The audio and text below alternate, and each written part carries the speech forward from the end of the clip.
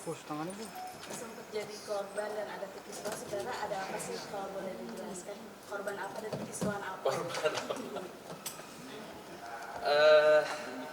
Korban dan kekisruhan di hunian tempat saya tinggal di Hampton Park Apartment. Sebenarnya di sini ada dua angle. Artinya yang pertama adalah angle kronologis, dan yang satunya lagi adalah angle pemicunya gitu. Nah, mungkin supaya lebih sedikit lebih ringkas dan cepat, tentu saya akan menjelaskan dan memaparkan kepada teman-teman media semua. Terima kasih sudah menyempatkan hadir pada hari ini. Pemicunya adalah kenaikan IPL sebesar 54%, dan itu yang memicu kemarahan warga. Tentu bukan hanya kemarahan aja dan kekesalan, tapi juga kecurigaan. Kok naiknya cukup signifikan ya, 54%. Ini ada apa? Nah, ini yang menimbulkan kecurigaan warga. Saya sebagai bagian dari warga di sini pun juga ikut mempertanyakan hal ini. Tentunya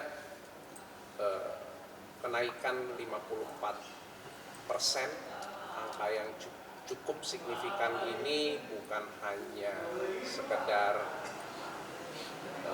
kenaikan biasa aja gitu, tapi harus ada sebuah bentuk transparansi dan tentunya juga bentuk tanggung jawab yang harus diberikan penjelasan itu secara terang benderang kepada semua warga.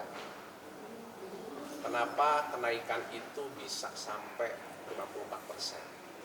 Dan itu yang kita sebagai warga semua, termasuk saya di sini, tidak mendapatkan penjelasan yang clear dan terang benderang soal itu. Makanya disitulah titik awal. Disitulah titik awal dan turning point-nya semua konflik dan kekisruhan yang terjadi sampai dengan hari ini. Mungkin selama jadi penghuni di sini, di apartemen ini, sudah berapa lama sih Bang Yudi, dan sampai akhirnya kenaikan tersebut ada tuh dari kapan? Saya mengundi di sini udah lebih, menurut perhitungan saya sih sudah lebih dari 10 tahun saya mengundi di sini. Dan sepanjang sejarah Hampton Park memang belum pernah ada sebuah konflik atau sebuah kekisruhan yang besar sampai dengan sebesar ini gitu. Dan saya jujur, dari saya pribadi, saya juga bukan tipe orang yang saya juga bukan tipe orang yang suka suka membesar-besarkan atau terlalu ingin tahu, terlalu kepo gitu untuk ingin tahu urusan ini itu, urusan orang lain dan lain-lain gitu ya. Tapi ini cukup mencuri perhatian saya gitu loh. Selama 10 tahun lebih saya belum pernah menemukan isu seperti ini, dan ini baru terjadi belum lama ini gitu. Dan menyisakan pertanyaan besar buat saya gitu sebagai warga. Tentunya seluruh warga Hampton Park ini. Kenapa kok tiba-tiba lonjakan yang cukup signifikan untuk IPL yang sebesar 54% itu gitu. Berarti sebelumnya tidak ada attention, dan IPL sendiri naiknya sendiri 54% sama sekali tidak dikonfirm ke para penghuni ya?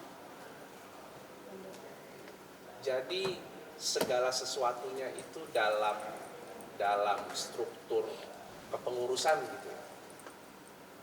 Segala bentuk peraturan dan kebijakan itu tidak bisa dibuat sendiri atau hanya sebatas rapat internal aja. Tapi itu juga harus disosialisasikan ke seluruh warga. Dan tentunya harus melalui ada yang namanya RUA, ada yang namanya RUTA, yang di situ harus berdasarkan persetujuan para warga. Jadi kebijakan itu tidak bisa langsung serta-merta dibuat tanpa persetujuan warga. Gitu. Jadi artinya di sini ada dugaan penyelewengan dana warga, dan tentunya ada dugaan juga bahwa struktur pengurus melakukan kesewenang-wenangan dalam penggunaan jabatannya. Tentunya kan itu yang nggak boleh terjadi ya, gitu loh. Dan apapun itu tetap harus dikembalikan ke warga lagi. Pengurus, pengawas itu kan sebenarnya melayani warga. Intinya kan sebenarnya itu, gitu. Yang menjadi tupoksinya ya. Salah satunya kan itu. Gitu. Nah itu yang kita merasa bahwa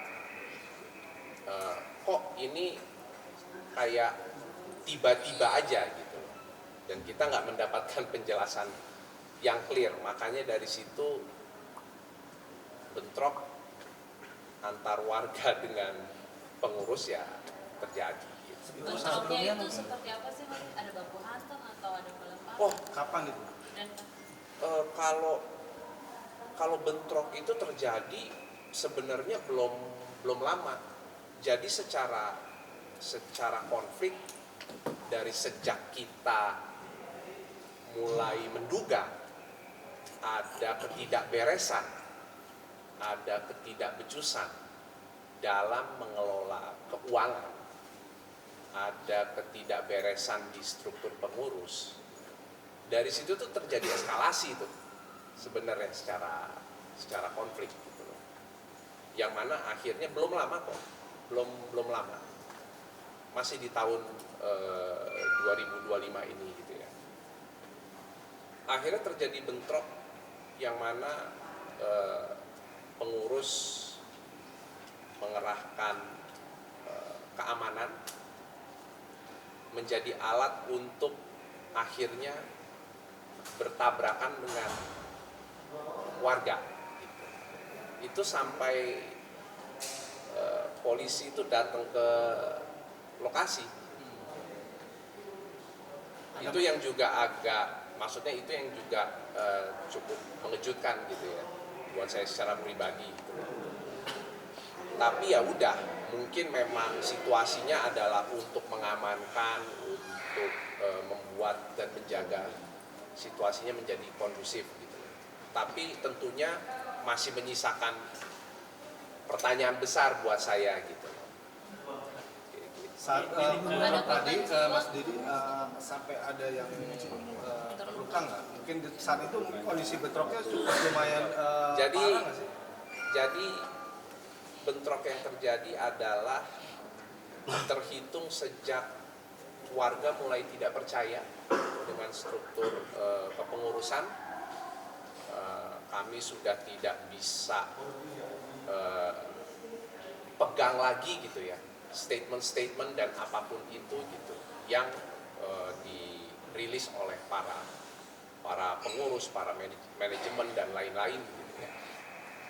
Warga sepakat untuk menyegel kantor manajemen, kantor BM, building manajemen, yang kami duga di dalamnya terdapat dokumen-dokumen lengkap di mana kita bisa menemukan dan mendapatkan bukti-bukti apa-apa saja yang transaksi atau lalu lintas anggaran dan lalu lintas uang yang terjadi selama pengurus ini bekerja gitu ya. Dan ternyata ya betul aja gitu ya, bahwa dari pengawas menemukan banyak temuan-temuan gitu ya, banyak temuan-temuan lalu lintas uang yang nggak jelas, terus ada lagi yang cukup, atau buat saya pribadi sih cukup aneh, mungkin buat teman-teman media juga cukup aneh juga ya, di era digital seperti sekarang ini masih ada transaksi yang terjadi dengan sistem